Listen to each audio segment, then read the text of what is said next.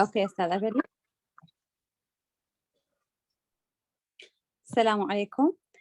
Our subject today is anatomy of intervertebral disc. Intervertebral discs are located between the vertebral body of S2 and 3 to L5 and S1, totally 23 in number. Together, they account for approximately 25% of the total height of the vertebral column. This decreases with age as the disc height is lost.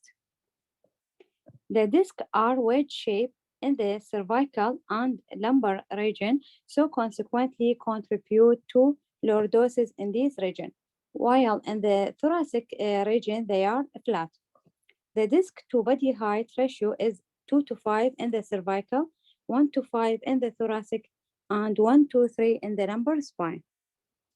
The major component of the intervertebral disc are the nucleus pulposus, the annulus fibrosus, and the cartilaginous end plate. This is the normal morphology. This is the central nucleus pulposus, located centrally and surrounded by the peripheral part, annulus fibrosus. This is the axial section. In the sagittal section, this is the centrally located nucleus pulposus, and this is the peripherally located annulus fibrosus. This is the anterior part, and this is the posterior part. The anterior part usually thicker than the posterior part. The nucleus pulposus is located centrally in the disc. It is a gel-like substance composed of fibrocartilage that it is predominantly type 2 collagen and proteoglycan. About 90% of its content is water, rendering it hyperintense on the T2 weighted image and of intermediate intensity on the T1 weighted MRI. It is become more fibrous with age. This is the sagittal MRI. This is a T1 and this is the T2. In the T1, this is the intervertebral disc. This is the central part of intermediate intensity, indicate this is a nucleus pulposus surrounded by the peripheral hypointense region of annulus fibrosus. While in the in T2 MRI, this hyperintensity indicate the nucleus pulposus due to water content. This is the T2 image. The annulus fibrosus surrounding the nucleus pulposus, it is composed of dense fibrous tissue. Due to fibrous nature, it is appear a plaque on all MR pulse sequence, particularly the T2. It's attached circumferentially to the vertebral body via the Charpier's fiber, which is continued into longitudinal ligament and vertebral body. This is the centrally annulus, the nucleus pulposus, and this is the peripherally annulus fibrosus, and this is the Charpier's fiber that connect the annulus fibrosus to the vertebral body. The anterior annulus, as we mentioned, it is thicker. This is the annulus. This is the annulus fibrosus. This is the anterior part, and this is the posterior part. As you see, the anterior part is thicker, and the annulus fibrosus, it is appear hypointense on all the MRI sequence on T1 and T2. It is firmly attached to the anterior longitudinal ligament, but loosely attached to the posterior longitudinal ligament.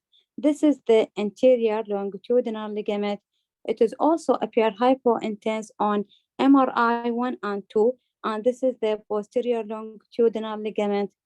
It is firmly attached to the anterior part, but it is loosely attached to the posterior longitudinal ligament.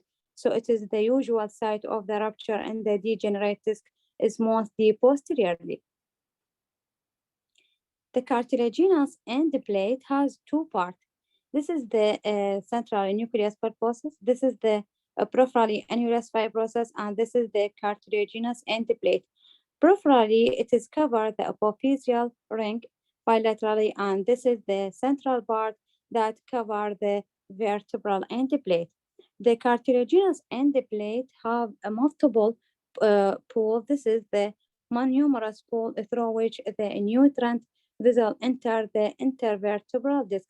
This is the nutrient vessel, and through which the gadolinium into the disc has been shown in this canal.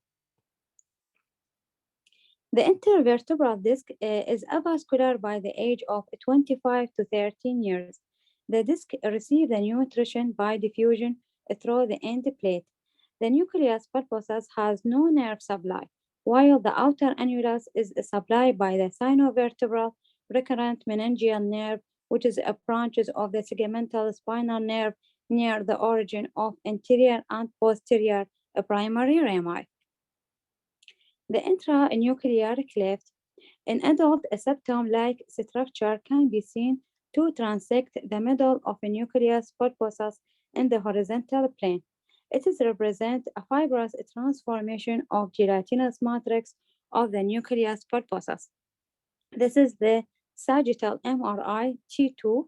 This is the nucleus pulposus, which is hyperintense, and this is the hypointense annulus fibrosus. So this hypointense structure within the nucleus fibrosus indicate the internuclear cleft.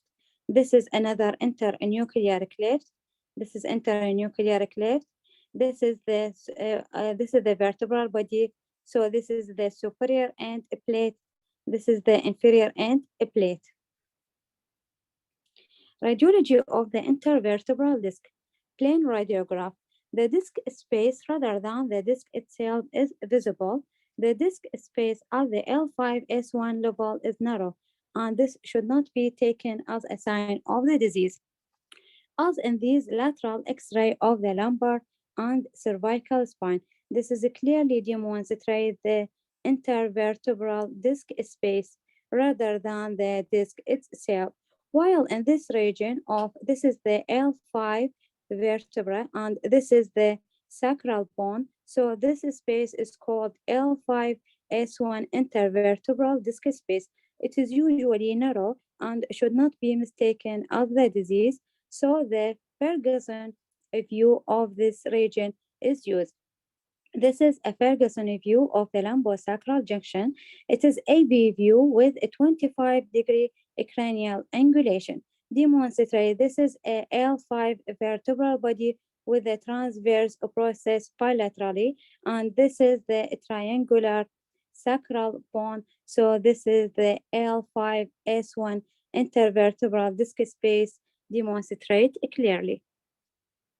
This is a plain X-ray film lateral view of the lumbar spine show the degenerative feature, which are the narrowing. This is a narrowing of the intervertebral disc and end plate erosion. This is the site of the vertebral end plate.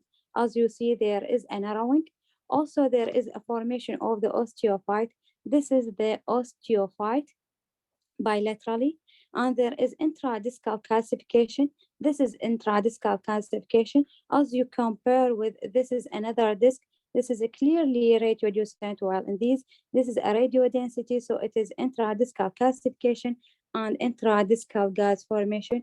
All of these feature of the degenerative disc. Another feature, it is a vacuum sign, which is mean a radio lucency within the intervertebral disc space. This is the radio lucency, which is indicate which mean accumulation of the gas, particularly the nitrogen gas. It is indicative of advanced disc degeneration. Discography. Discography is performed by injection of contrast medium through the annulus fibrosus into the nucleus pulposus of the intervertebral disc. It is usually performed in the lumbar region. In the normal disc, contrast medium remain within the confines of the annulus fibrosus.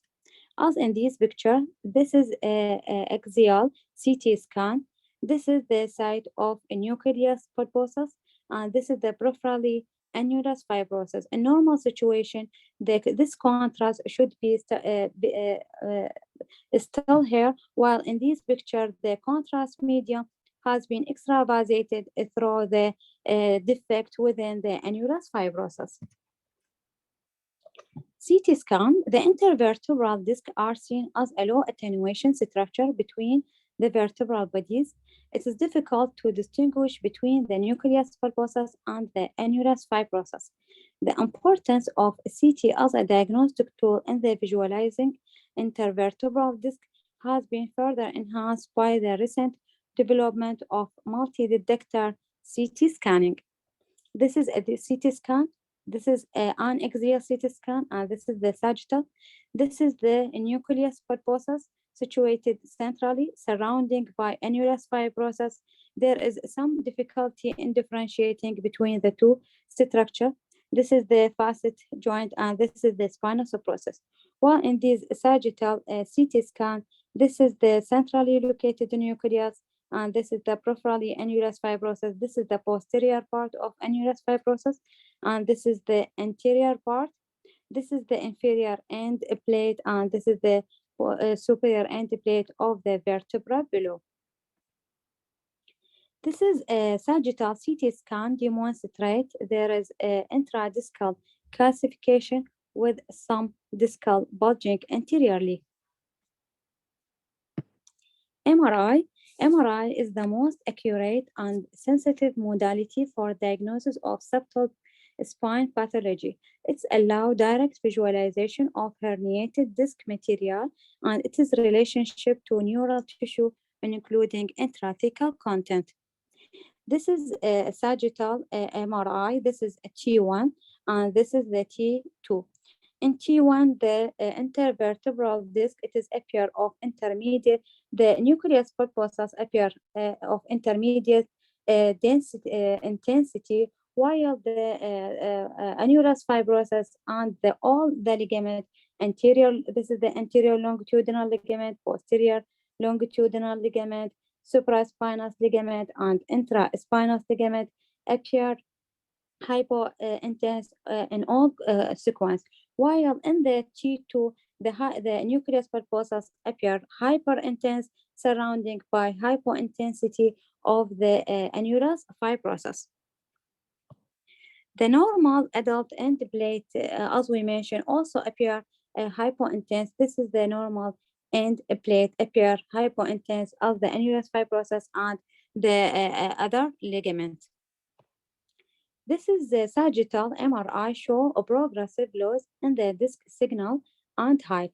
As you see in this intervertebral disc, this is the normal hyperintense surrounded by normal hypointense, while in this disc there is a progressive decrease in the intensity and a progressive loss of the height as reached in these intervertebral disc that lose its intensity and loss of the height.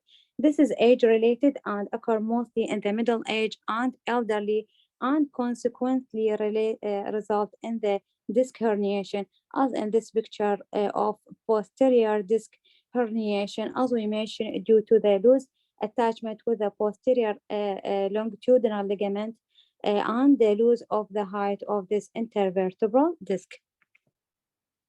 This is an axial MRI through the level of the L5 vertebra. This is the L5 vertebra with it is a spinocerebrosus and the facet joint here, and this is at the level of the L5 intervertebral disc. This is the normal margin of the intervertebral disc, and there is some posterior bulging through the anterior epidural fat. A disc bulge represents displacement of the outer fiber of the annulus fibrosus, involving more than 1/4, 25%, or 90 degrees of the disc circumference. This is the nucleus pulposus, and this is the normal margin of the annulus fibrosus. So these are the displaced fiber seen circumferentially, while in these there is only from one side. This is a asymmetrical displacement of the annulus fibrous. This is axial MRI for two different patients. This is the normal patient have normal posterior concavity of the intervertebral disc, while in these patient have a smooth bulging, smooth posterior bulging that causing loss of its posterior normal concavity.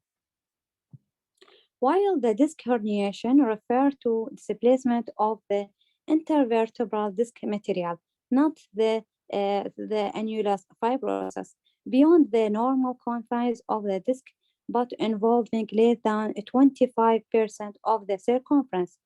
It is divided into protrusion and extrusion according to its base. This is the disc protrusion. This is the material, intervertebral material, not the fiber.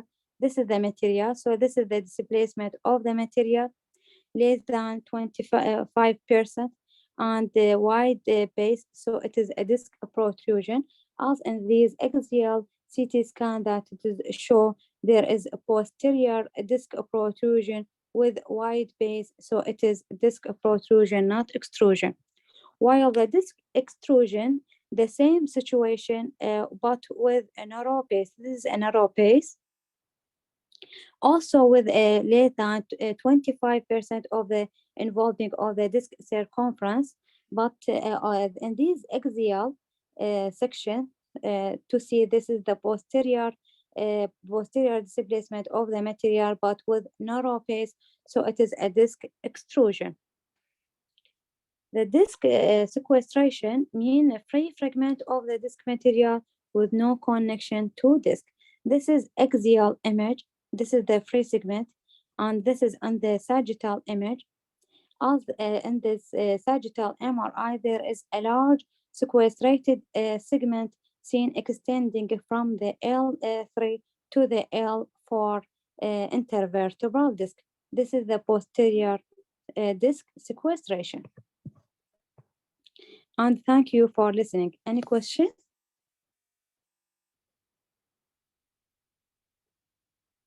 تسمعون. نبدي ويا أحمد خليل نمبر 1. نعم أستاذ. The pointer نعم أستاذ. Number 1 هو part from the nucleus pulposus اللي هو intranuclear cleft. نعم. واللي هي شلون تبين يعني بالتي 1 شلون تبين وبالتي 2 شلون تبين؟ بالتي 1 يعني بالتي 1 similar intensity بس كله يبين يعني intermediate signal intensity. بالتي 2 يكون hypo intense high الاريا والنيوكليوس بالبوسس هايبر والانيوس فايبروسيس هايبو. نعم. النيوكليوس هي تكون هايبر انتنس. نعم. بالضبط. نمبر 2 دعاء على نمبر 2. نعم. نمبر 2 انيونس فايبروسيس لان هي هايبو انتنس وبريفرال. تمام. شيماء نمبر 3. nucleus pulposus hyper intense. nucleus pulposus. نمبر 4 عقيل. anterior longitudinal ligament. anterior longitudinal ligament. نعم. عمر نمبر 5. نعم أستاذ. posterior longitudinal ligament. posterior longitudinal ligament. ممتاز. زين. نجي هسه نمبر 1 لارا نصير. نعم أستاذ. نمبر 1 nucleus pulposus. نمبر 1 nucleus pulposus. زين. زهراء صباح نمبر 2. نعم أستاذ. نمبر 2 هو الأنيولس فايبروسيس. annulus fibrosis. زيد نمبر 3. العفو استاذ زيد عنده نايت اليوم. زيد كان ويانا موجود اتذكر لو راح. علي حسين نمبر 3. نعم استاذ. نمبر 3 intervertebral foramen. intervertebral foramen. واخر رقم 4 سالي عبد الرضا. نعم أستاذ. thecal sac. نعم. عاشت ايديكم.